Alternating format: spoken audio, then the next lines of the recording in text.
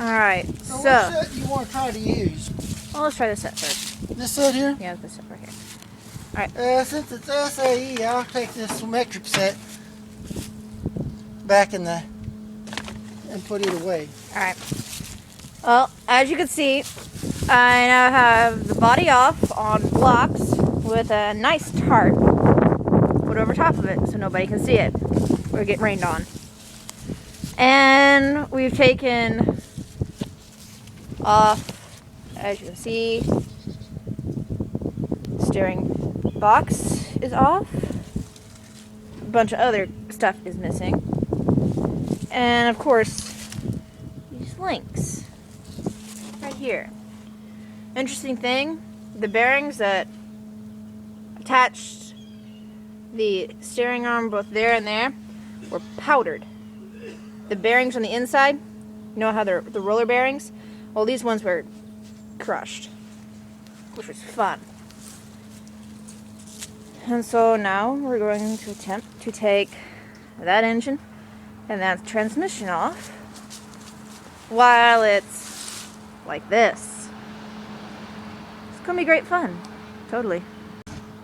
Well, as you can see, we got transmission and the engine apart, finally.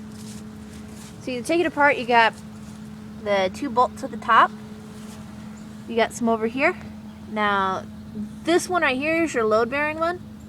So leave that one for last, and then you got that little filler way down there. And this is pretty freaking cool. It's off now.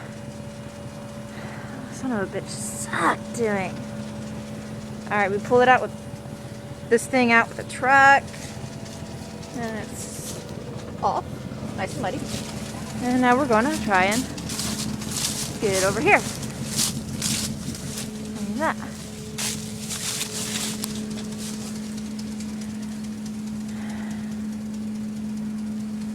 Oh, bob on a little bit. And there he goes.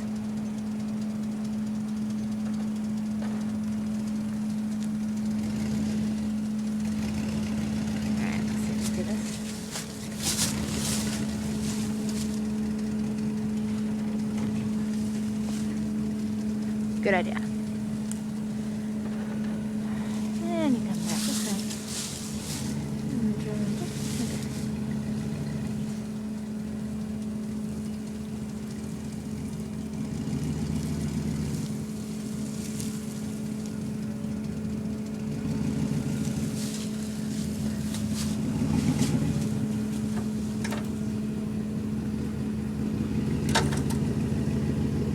You got about 3 feet.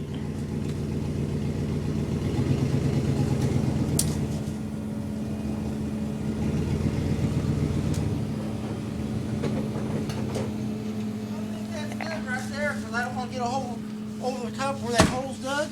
Yeah. Because that is going to be a problem. So here's what the idea is. Yep. This is the strongest one of the 2. Yeah. I'll try to get onto that.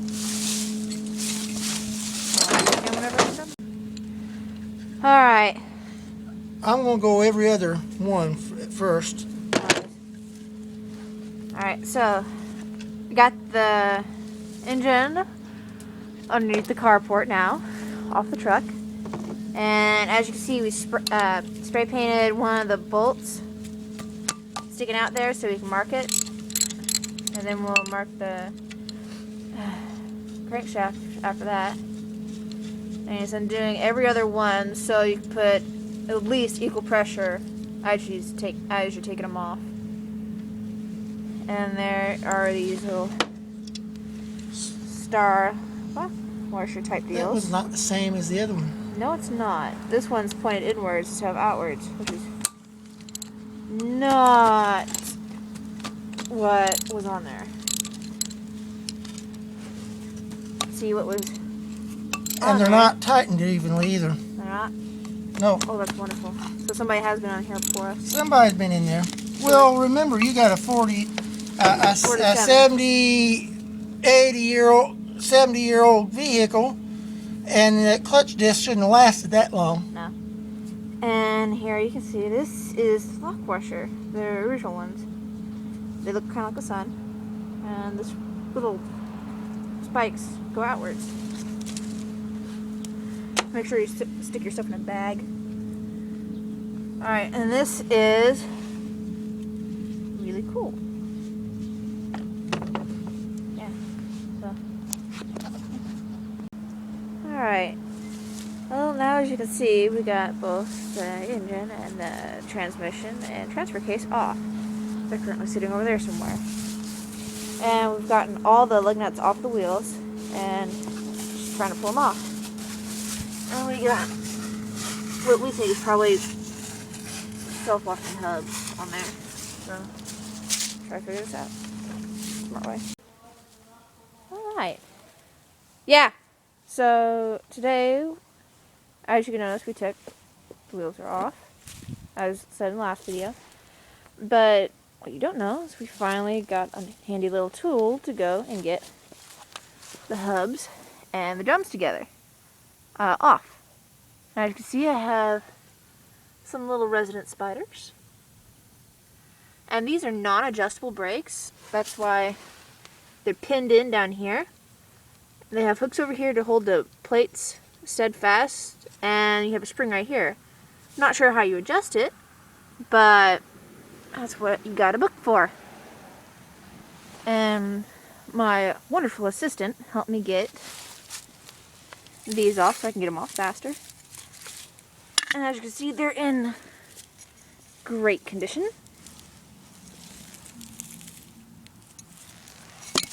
And those are actually held on over here with set up like this, and they're held on by pins and washers. As you see, they're pretty thick washers.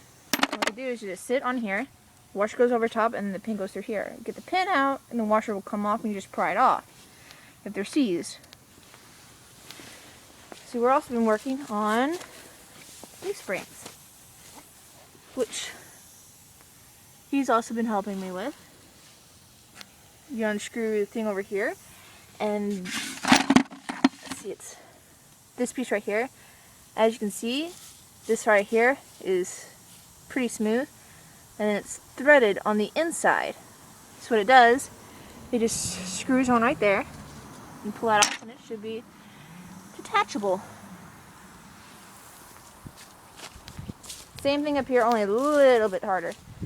For some reason, he decided that nails were a good idea to keep the shocks on with. And this right here is not kosher. It's actually supposed to be set up a lot like the back is.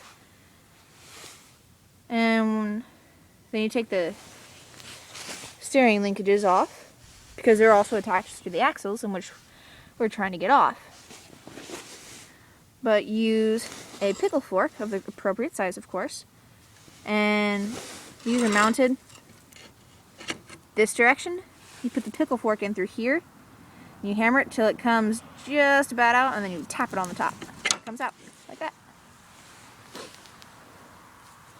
And also, if it's not persuading exactly how you want it to, you can always go and cut the stuff off. But be careful where you cut. Don't cut the knuckle, because that's expensive. Unless it's already broken, then go for it. And these are cast, and they're harder to weld because they are cast. See, if you weld cast, it expands it and it creates more cracks in it, which will then crumble, and then you have to weld it more and more and more. It's a mess. Alright. And as you can see, it's all drum brakes. Now the tool we use to get the hub and the drum off together, well, the tool that they want you to buy, anywhere from 75 all the way to 200 and some odd, depending where you buy it. But we decided to build our own. Papa Smurf came up with the idea to use a chain. It's about like 3 feet long or so, and what we did is we cut them into about 8 lengths. And then I had some leftover pieces from a trailer hitch kit for my truck. And what we did is use the leftover pieces and weld them on to the links, like this. And then you go out and buy yourself a 8-inch puller, like so, and some little links, and you bolt them on like that. And these go on to the little studs, and then you just crank them down, and you crank this, and it comes off.